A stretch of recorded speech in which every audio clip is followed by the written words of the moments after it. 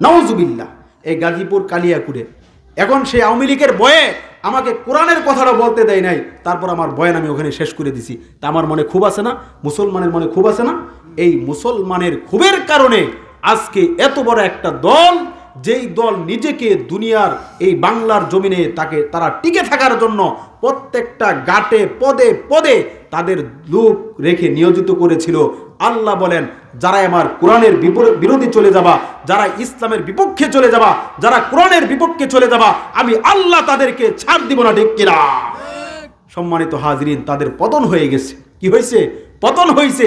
এমন ভাবে পতন হয়েছে, বাংলার ইতিহাসে স্বাধীনের পরে এমন করে আর কোনো সরকারের পতন হয় নাই। ঠিক কিনা মুসলমান? আওয়াজ দিয়ে বলি। এরকম হয়েছে কারণ কি? এরা মুসলমানের সাথে গাদ্দারি করেছে, ইসলামের সাথে গাদ্দারি করেছে, সাধারণ মানুষের তারা মাল হক জান এরা মেরে দিয়েছে। ঠিক কিনা? আজকে আমাদের অর্থনীতি একদম পঙ্গু হয়ে গেছে। পঙ্গু হয়ে গেছে না? বাংলাদেশের অর্থনীতি খাত একদম শেষ। কারণ আমাদের দেশের টাকাগুলি এরা মেরে বিদেশ পালিয়ে গেছে। এরা বাংলাদেশকে ভালো থাকুক এরা চায় নাই। এরা ভারতের দালাল ছিল, চাটুকার ছিল, এরা ভারতের কর্মচারী ছিল। ভারত যেইভাবে বলতো এরা সেইভাবে দেশ পরিচালনা করত।